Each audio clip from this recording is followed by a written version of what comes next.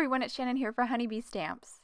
In today's video, we are going to create this really sweet card featuring the Grandma's Garden stamp set. We'll Copic color these beautiful images, and I'll also share with you a really fun way to create a watercolor background.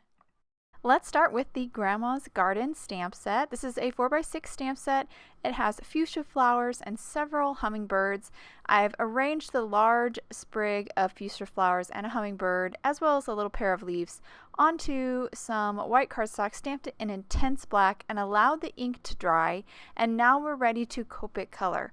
I'm going to start with kind of the green area for the hummingbird, and starting with my really light green first, which is YG00. Then moving on to one of my medium shades.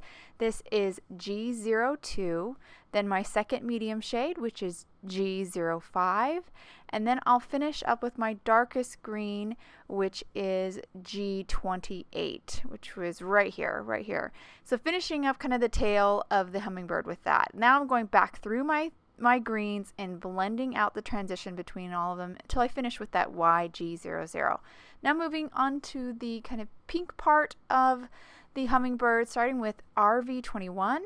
Then my medium shade, RV06, then another medium shade, RV25, and then finish up with my dark, which is R39. Now that I have all my colors, I'm just going to quickly blend it out, and now we'll move on to the wings. Starting with BG10, this is going to be my light shade. I'm almost always start with my lightest color first. Now moving on to one of my mediums, which is BG32. And just kind of color the whole rest of the wing with that, leaving a little bit of that lighter color exposed. Now moving on to my second medium, which is BG15, coloring a little bit more down, or a little bit less down the wing, and then finishing up with my darkest shade, which is BG49. After I finish with that dark shade, again, I'll go back through my colors and kind of blend it out. So back to that BG15, and then we'll move on to the BG32 and kind of blend it all out here. And that's such a beautiful kind of combination of blues to make that really beautiful pool color. I did go a little bit outside of the line, so I did use a colorless blender to kind of clean it up a little bit. Now the last part of our hummingbird is the belly, starting with V12. Then I'll move on to V04, one of my mediums, then V06, my second medium, and then lastly we have V09 as the darkest shade. Now I'll blend it out with the lighter purples. Once I finish that, I will grab a color blender and just kind of blend out the transition between the purple to the green to the pink. I did leave a little white area, which really adds a nice kind of contrast to that belly. Now we're going to finish up with a highlight. I'm using a white gel pen here just to add a little shine or a little line to the wings and the belly and the head a little bit.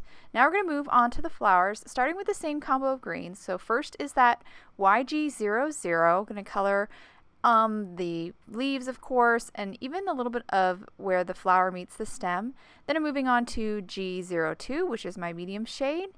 Then I'll move on to G05, and then we'll finish up with G28. So the same greens we actually used on the hummingbird. I kept the same combo here just to kind of keep the colors consistent, not to introduce too many new combos. Now I'm just going to blend it out a little bit. And now we'll move on to the flowers themselves, starting with the pink areas. And I'm going to use RV06, which is one of the colors we used on the hummingbird for the little part under its chin. Then RV25, and then we'll finish up with R39. So similar colors to the hummingbird as well. Again, kind of keeping everything consistent, and so we're not introducing too many colors in this palette, and it gets kind of messy. Now for the same kind of purples for the purple section of the flower, just used the V04 and V09 for that. Now finishing up with a little bit of orange for the stamen, and now I'm just going to repeat this process for the remaining flowers. So here I have them all colored, and just like we did on the hummingbird, I'm going to add a highlight here using my white gel pen to add a highlight to the petals and the leaves, basically everywhere. I really love the shine kind of effect that the highlight adds. I just think it looks so cool. So now we're going to move on to die cutting these images out with the matching die. I have the Honeybee little mini die cutting machine here, and I'm going to start with the fuchsia flowers themselves. Just place the die over the flowers, then run it through the little machine. It's so fun and easy to just pop this little machine in my workspace and die cut these small images out really quickly. And it did a beautiful job, and I love how this die cuts out those openings between, or those negative space between the flowers and the stem. That really makes for a beautiful lacier cut. And then I went ahead and die cut the hummingbird and the pair of leaves out as well. So now I have a small panel. It's 3 by 4 1/4 of Bristol paper. Bristol paper is a really smooth paper, and it works really well with these Tombow dual brush pens, which you see I'm using here.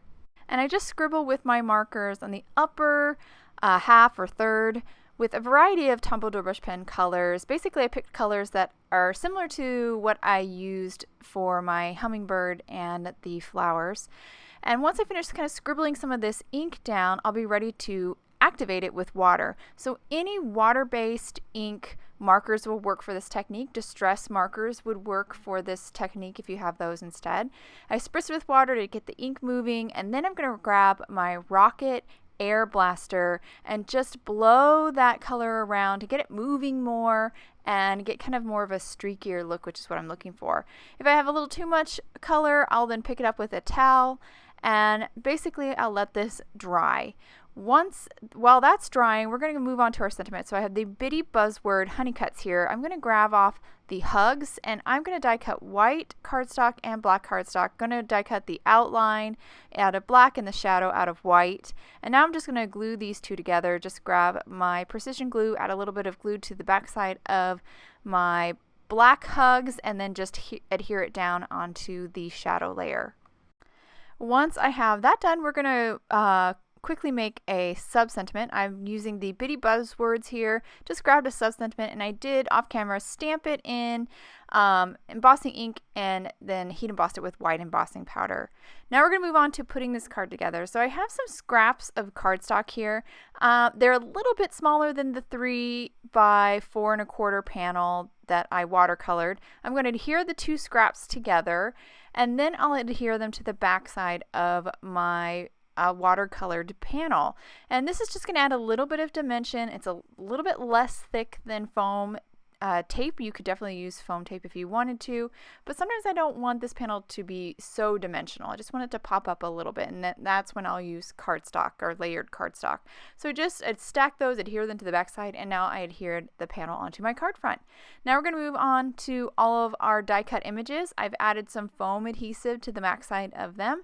Now I'm removing the backing. I'll start with that sprig of flowers and just add it to the top portion of that panel, and then I'll add my hummingbird. Now we're going to move on to our sentiment and just kind of getting the position, the placement right of my hummingbird and my sentiment. And once I kind of got everything the way I want it, then I will quickly glue down those leaves before I lose them. They're really nice to kind of balance out that florals or flowers and leaves up at the top. Then I'll adhere down my hugs, and then I'll finish with my sub-sentiment and just adhere that down with liquid glue so it's kind of flush with that panel. And that will actually complete the card. I'll hold up here to the camera so you can get a good look at this really pretty card. I love how bright and vibrant this card is, and it's also balanced out by a pretty large frame of white around the border. And I think our Copic coloring was actually pretty simple, and that really fun watercolor background really kind of brings it all together. I hope you guys enjoyed today's card and video. If any questions about the products I used, please check out the links below in the description. Thank you so much for watching, and I hope you have a wonderful day.